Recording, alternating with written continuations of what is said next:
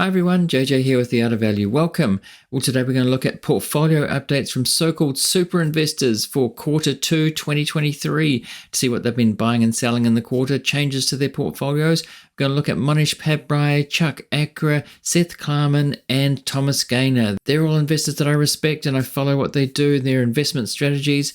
There are some surprises here, especially Mohnish Pabrai, so let's get straight into that. So I've got to say this really surprised me. I went to see Mohnish Pabrai's portfolio, US portfolio, and what I see there is 2 coal companies, and what he had there is gone. So he's sold what he had and he's bought 2 coal companies.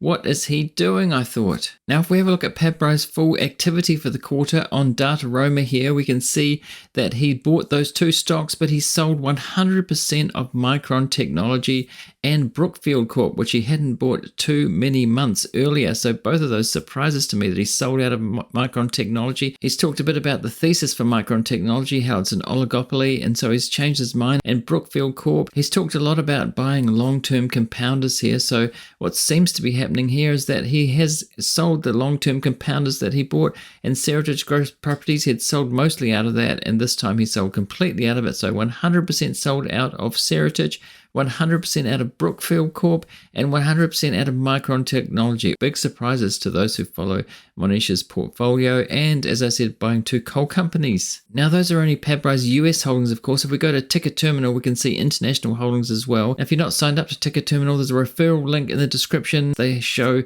many different portfolios from so-called gurus, international portfolios, as well as US. And what we see here is that Resus from Turkey is a huge part of his portfolio. It says 41.68% of his portfolio at this point. And AMR, this new holding, is actually second, 16.23%, which is quite big.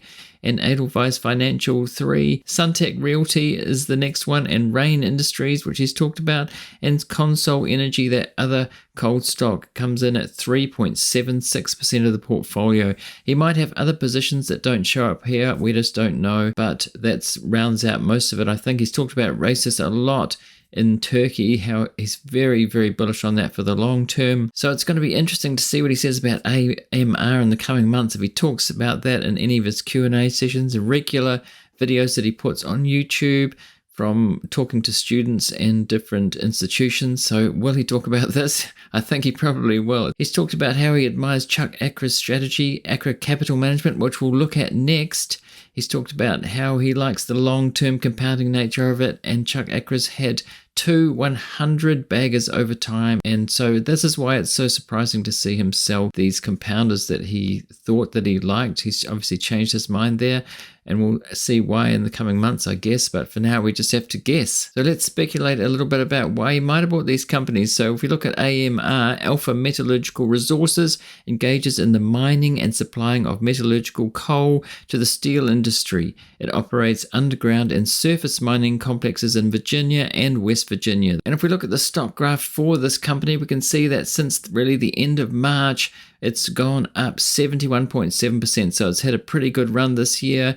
And we have to assume that Pabrai bought it sometime in quarter 2. We can see that it went through a big dip there in the end of May. And after that, it's gone up 366%. And we can probably guess that Pabrai's captured quite a lot of that upswing. Guessing from looking at this that it could be a short-term value trade, which is something that he's been veering away from, but that would be my guess. We can look at the valuation or the financials of the company. I'm just speculating as to why he might have bought it. It's not in my circle of competence coal at all. I'm not interested in that industry whatsoever. Some value investors don't care what they buy. They just are looking for purely for the financial gain. I mean, honestly, coal doesn't interest me from a climate change perspective.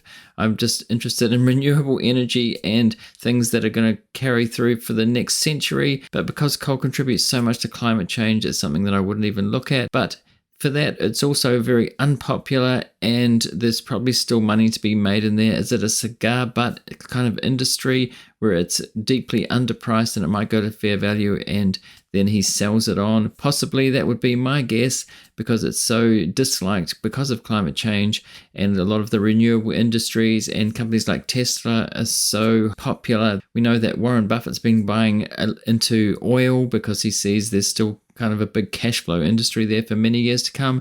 And maybe Pabrai thinks this for coal as well. I don't know, or whether it's just a short-term game because it's so underpriced. We just don't know that, but that would be my thoughts. But just looking very briefly at this company, we can see that the market cap's about 2.5 billion, enterprise value 2.2 billion. We look at the return on invested capital is 62.6% right at the moment, so that's very high. Return on equity 64%, ROA 27%. So these are pretty high numbers. I can see why he's interested in it from that point of view. You can see compared to the market cap of the company, the revenues are really strong there.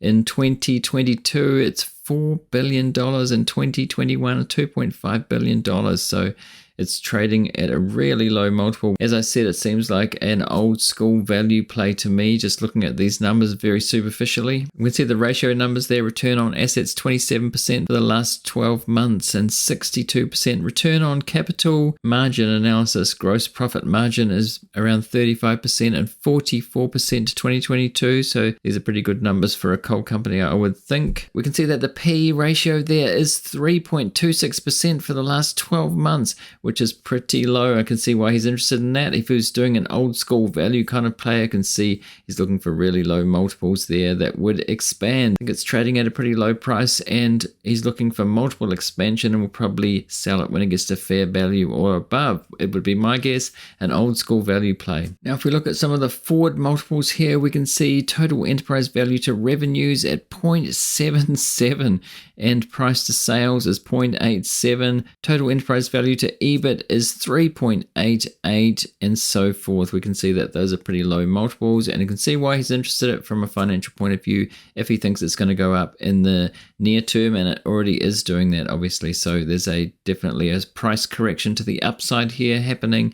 And so that seems to be a classic value play, waiting till it gets to fair value, whatever he has deemed that to be, and then sell it on. That would be my guess, rather than holding on to it for a very long time. Now, if we look at the other coal company there, which is part of his portfolio at the end of that quarter at least, but a smaller part, and it produces and exports bituminous coal. The company mines, prepares, and markets thermal coal and offers coal export terminal services, as well as develops the Ackman mine and the Greenfield reserves. It owns Greenfield, interesting term for coal there. The company was founded in 1860 and is headquartered in Pennsylvania. So it's a very old company. And we can see here, according to Ticker Terminal, the market cap's around 2.5 billion and 2.5 billion enterprise value, so similar to the other company, even though it's a smaller part of his portfolio. And we can see that the ROIC, return on invested capital, is 56%, ROE 69%, so these are high numbers. Return on assets 21%. We can see the last 12 months PE is 3.78, which is pretty low again. So again, I can see why,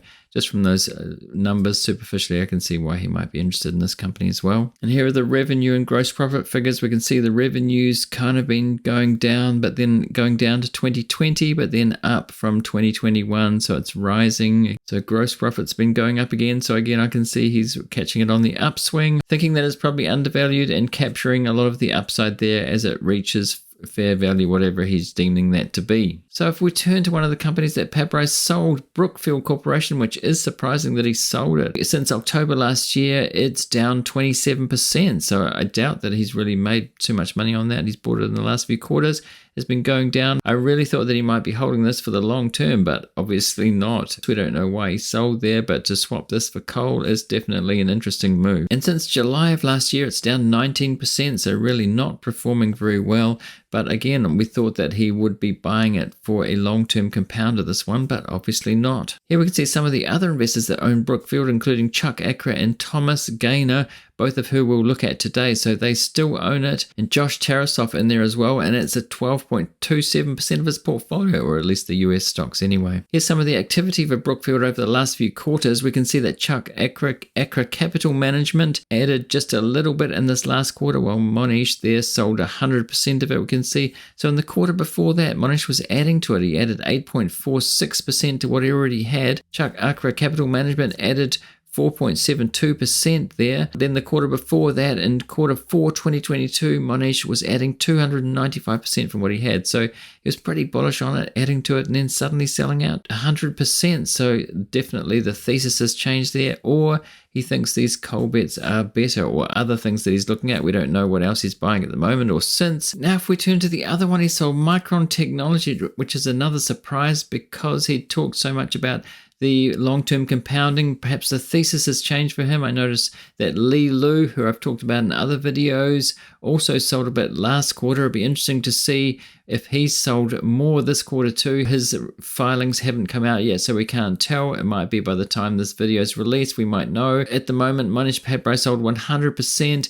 We can see there the activity, and Ackman Asset Management added to it, so still keen on it. Another well-known value investor there, or value investing firm. Before that, we had Prem Watsa, sometimes known as the Canadian Warren Buffett, added 10.91%, and Daniel Lowe bought just in this past quarter, but there were quite a few that reduced. Mohnish Pabrai, Li Lu reduced by 40%, as I said in that last quarter there, so it'll be interesting to see if he's sold out completely. Seth Klarman sold 100%. Another legendary value investor sold. Perhaps some of these well-known value investors losing some conviction in Micron. So now we're going to move on to Akre Capital Management. Chuck Akre, legendary investor who's had 200 baggers over time and many multi-baggers. I know that Mohnish Pabrai really respects Chuck Akre's investing, and he's talked about the long-term compounding nature, how he respects that, and he wants to emulate that over time, which is surprising again that he bought these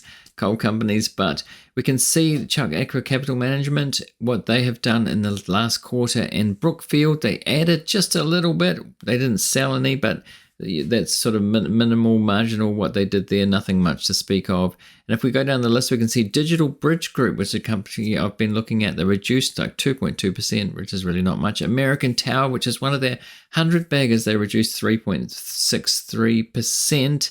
And O'Reilly Automotive, these are the companies that they've done very well. Moody's Corp, CarMax, Adobe, so these are legendary compounders over time. Chuck Akre is known for saying that when he was asked what's the next American Tower, he said American Tower is the next American Tower. So I don't think that's very significant that they sold a little bit there. Now, if we look in Q1 2023, they added to Brookfield Corp 4.72%, and they added in the last quarter too. So they have not given up on Brookfield like Mohnish Pabrai has, still investing in it. Digital Bridge there, which is involved in AI or digital infrastructure, completely digital infrastructure. They added 2.86 in Q1 and just sold down a little bit. I'm interested to see where that goes, whether they keep adding to that and that turns into a long-term compounder for them. I don't think they invest in anything else. They're not into value players short-term. They're just into long-term compounders. So that indicates they think that this small company will turn into that, another American Tower perhaps. Now if we move over to Ticket Terminal, they have the entire Akre Capital Management portfolio here. There's quite a few stocks, but they've built them up over many years, and MasterCard's still coming in at number one with 17.65% of the portfolio. That's been doing very well for them. Moody's Corp is 14%. I believe the 200 baggers they've had are Berkshire Hathaway and American Tower, but some of these might be close to that. Definitely multi-baggers for them. American Tower there at 10% of the portfolio. Constellation Software, which is another legendary compounder, 9.41%. So they really have chosen well over the years. Visa Incorporated, 8.94%. O'Reilly Automotive, 8.14% of the portfolio. We go down the list, we can see an incredible list of companies. Brookfield Corp there is 4.71%. They haven't sold that at all. Adobe's 3.98%. Danaher's 2.29%. I mean, these are legendary companies all the way down. Quality compounders all the way down. Topicus, which I've said I own some of, they've got 3.06%. They might have got that from their Constellation Software holding. They might have got shares in that when there was the spin-off. I'm not sure. They still invested that. They haven't sold it. So they obviously do think there's promise in Topicus, at least so far. CarMax after that. Brookfield Asset Management, BAM, they've still got a little bit, 0.92%. Digital Bridge Group, as I said, that digital infrastructure company, small caps still so far, 0.56%. They sold it down a little bit, but it is in there. The share price has been rising for Digital Bridge Corp over the last 3 months. It's interesting to see they haven't really done much with that, just sold it down a little bit. I'm particularly interested to see if they keep adding to that over the quarters, over the years, if that's their next American Tower. So Lumen Group, which came out of Constellation Software as well, and a few of these smaller holdings. They have Goosehead, Berkshire Hathaway there, and Dollar Tree and Verisk Analytics. I'm fascinated by Chuck Akre's investing strategy. He's retired now, or seemingly so there are other people there investing, but I'm sure he keeps an eye on things and approves things still. Now we turn to Markel Asset Management. So Markel is a company that I'm invested in, and Tom Gayner invests for Markel there. And so it's always interesting for me to see the portfolio. I'm planning for it to be a long-term holding. It's known as a baby Berkshire, and I believe it's a good quality company. This is not investment advice. Don't invest based on YouTube videos. Tom Gayner seems to have a lot of stocks. He looks at his investing, he's explained like a sports team. So the A team, the top players are at the very top. So he gives them more time in the field of play, allocates more to them, and then he just starts new players off slowly, investing over time, a little bit by little bit. If they perform well, he'll bump them up, and if they perform badly, he'll bump them down and might knock them off the team. That's the way he invests, incrementally, slowly over time, which is different to some other focused investors who might invest a lot in even 5 or 10 stocks. If we go ahead and look at the whole portfolio here, we can see that Berkshire Hathaway, both the A and B shares, are right at the top of the list.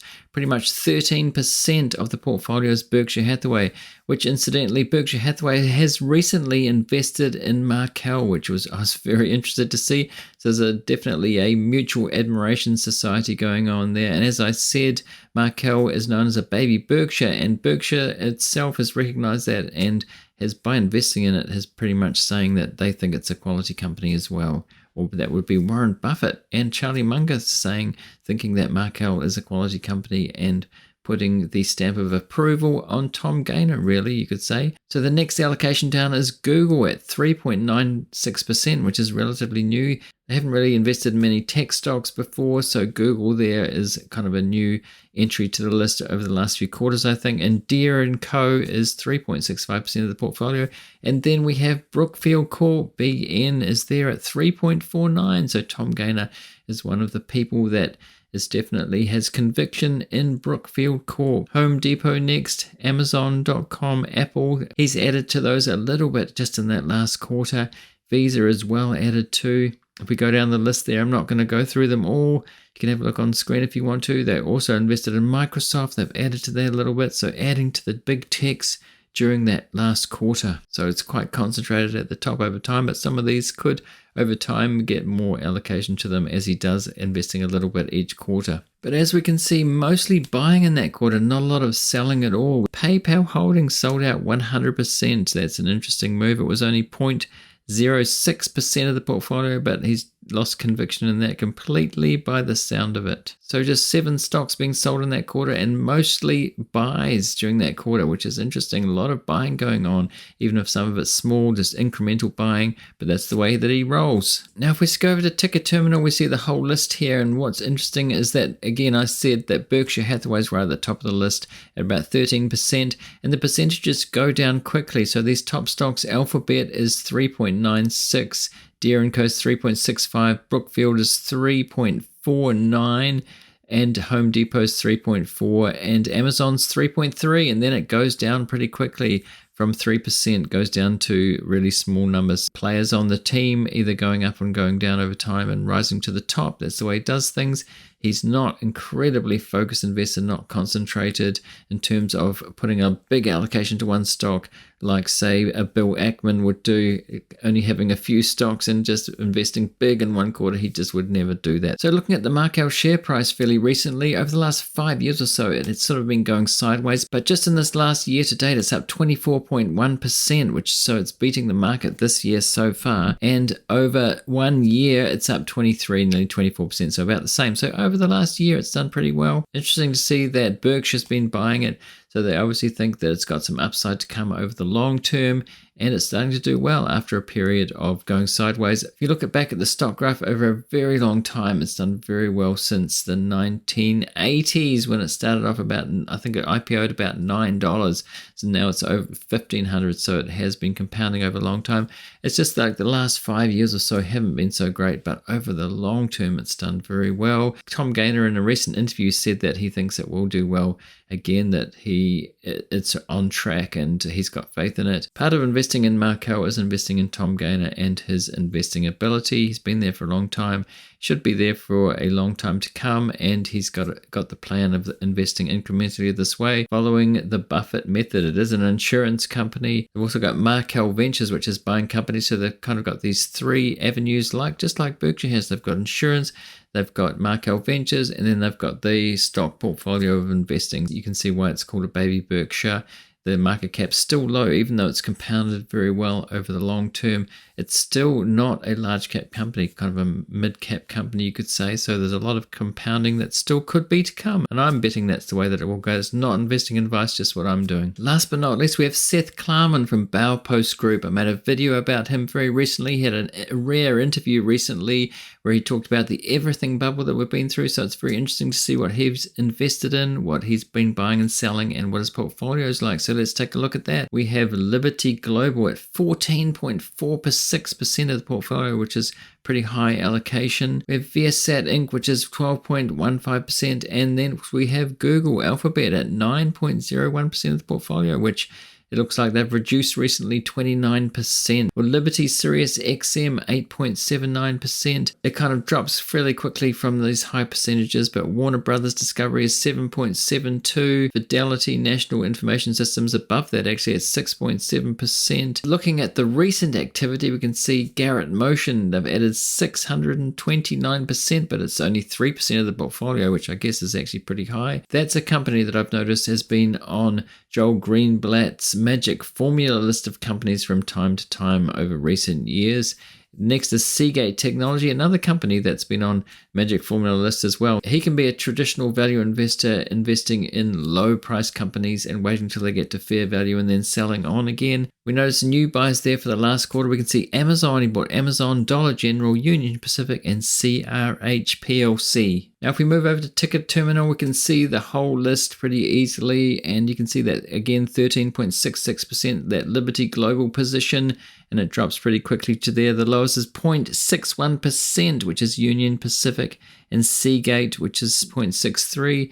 So a lot of it's sort of concentrated near the top again and drops pretty quickly, which is similar to Thomas Gayner in a way. From that recent interview of Seth Klarman, he said that there's been an everything bubble, but he thinks that this year's been a recovery from the bust of that everything bubble, and he rates it about 4 out of 10, as in how good it is to invest at the moment. The opportunities that he sees around, about 4 out of 10. So Seth Klarman is pretty quiet as far as financial media. He doesn't talk much, he just invests, but he's got a very good record. So it's interesting, always interesting to see what he has been investing in. Right, if you're watching on YouTube, I'm going to put videos up here of what YouTube thinks you should watch next, and I'm going to put links in the description of videos about these investors that I've talked about in this video that I've made previously. And thanks for watching or listening, and I'll see you in the next one.